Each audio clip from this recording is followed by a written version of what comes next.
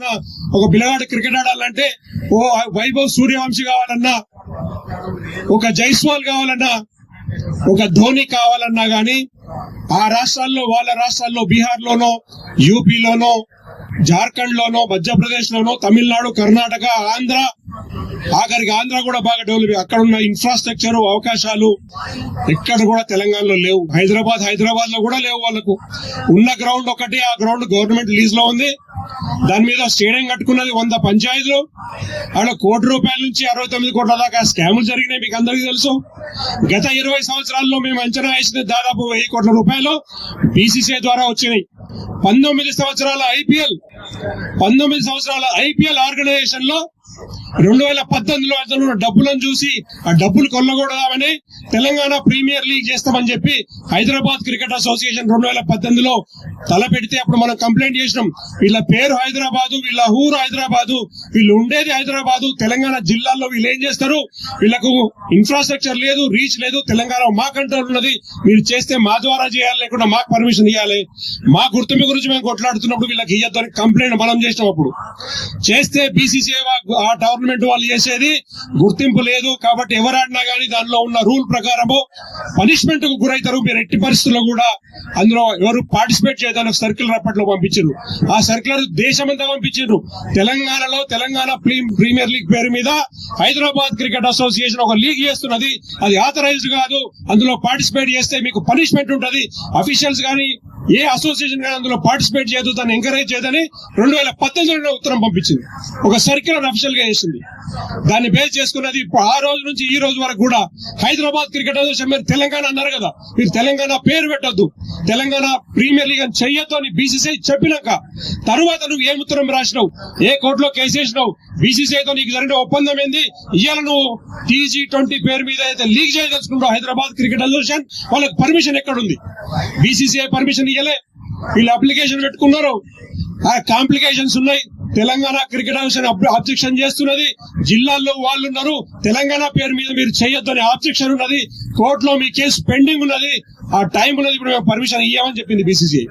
ఆ విషయం చెప్తలేరు. చెప్పకుండా వాడు దొంగ అని ఎందుకంటున్నా అంటే హైదరాబాద్ క్రికెట్ అసోసియేషన్ లో ఇప్పుడు దొంగతనంగా ఉన్నది ప్రెసిడెంట్, దొంగతనంగా సీఎం పేరు చెప్పుకొని, సీఎంఓ పేరు చెప్పుకొని, సెక్రటరీగా యునానిమస్ గా వచ్చిన జీవన్ రెడ్డి, గవర్నింగ్ కౌన్సిల్ లో ఉన్న ఆగంరావు, తెలంగాణ జిల్లాల పేరు మీద కార్పొరేట్ కంపెనీలకు, కన్స్ట్రక్షన్ కంపెనీలకు జిల్లాల పేరు మీద బ్రాండింగ్, జిల్లాల హక్కులను రాసిస్తున్నారు. ఎవడబ్బ సొమ్ము ఎవడు రాసిస్తున్నాడు? 2018లో బీసీసీఐ మీరు తెలంగాణ జోలికి పోదని చెప్పింది. 2021లో తెలంగాణ జిల్లాల క్రికెట్ మీరు కోఆర్డినేషన్ టీసీఐతో కొలాబరేషన్ లో చేయమని చెప్పింది.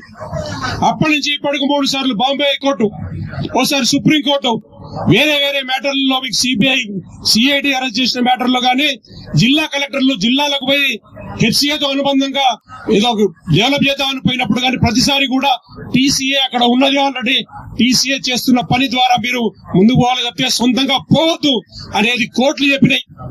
హైదరాబాద్ లో హైకోర్టు 2 సార్లు చెప్పింది, బాంబే హైకోర్టు 5 సార్లు చెప్పింది, సుప్రీంకోర్టు 1 సారి చెప్పింది, బీసీసీఐ 2 సార్లు చెప్పింది. మీ మీడియా ద్వారా, పత్రికల ద్వారా 100 సార్లు చెప్పినాం, ఉత్తరాలు రాసినాం, ఆధారాలు చూపించినాం.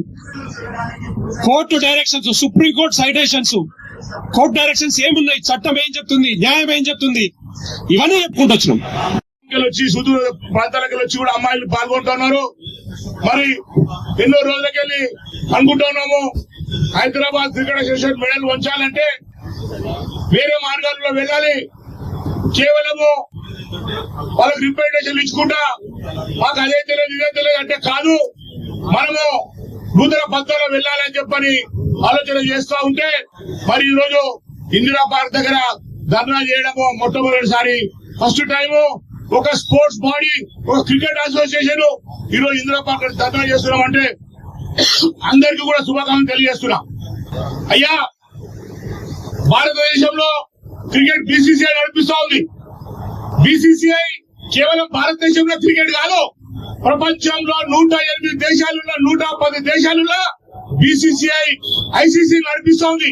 మన దేశానే మన ఐసీసీ నడిపిస్తా ఉన్నాడు. 108 దేశాలు 110 దేశాల్లో మరి క్రికెట్ డెవలప్ చేస్తా ఉన్నారు. అంతేందుకు ఆఫ్ఘనిస్తాన్ టీమ్ ను మనం ఢిల్లీలో పెట్టుకున్నాము. ఆఫ్ఘనిస్తాన్ టీం ధర్మశాలలో పెట్టుకొని వాళ్ళ టెస్ట్ ఆడిపిస్తా ఉంది బీసీసీఐ. ఇంత దౌర్భాగ్యమైన పరిస్థితుల్లో మనం తెలంగాణ క్రికెట్ ప్లేయర్లు ఉన్నాం. ఈ దరిద్రం హైదరాబాద్ క్రికెట్ అసోసియేషన్ ఎట్లా ఏర్పడ్డదో ఎవడు నవాబు ఏ ఫాల్తుగా హైదరాబాద్ క్రికెట్ అసోసియేషన్ ఏర్పాటు చేసిండో 1930 90 ఏళ్ళు అయింది. ఇంకా హైదరాబాద్ క్రికెట్ అసోసియేషన్ లో ఉంది. అరే ఫాల్తుగా Madras cricket association Tamil Nadu cricket change అయింది. Karnataka cricket association Mysore cricket association Karnataka cricket association change అయింది. హైదరాబాద్ క్రికెట్ అసోసియేషన్ తెలంగాణ వచ్చిన 14 ఏళ్ళకు కూడా ఇంకా మీరు హైదరాబాద్ క్రికెట్ పెట్టుకోండి ఆయన సంతోషం, తినండి, లక్షల కోట్లు తినండి, మాకు అనవసరం. మాకు తెలంగాణ క్రికెట్ అసోసియేషన్ కావాలి. మీ హైదరాబాద్ క్రికెట్ ఉందండి అండి, తెలంగాణ క్రికెట్ అసోసియేషన్ కావాలి. ఎట్లా రావాలి, ఎట్లా చేయాలి, ఏం చేయాలి, దాని గురించి మనం అందరం కూడా కలిసి పోరాడాల్సిన అవసరం ఉంది. ఇంతమంది ఉన్నారు, కిషన్ రెడ్డి గారు ఉన్నారు, డికేఆర్ రావు గారు ఉన్నారు, విశ్వేశ్వర రెడ్డి గారు ఉన్నారు, ఎందరో గారు ఉన్నారు, అందరు ఉన్నారు పైన, బీబీ పటేల్ గారు ఉన్నారు. మరి తెలంగాణ క్రికెట్ అసోసియేషన్ ఎవరు కూడా అడ్డుపడరు. తెలంగాణ క్రికెట్ అసోసియేషన్ కావాలి.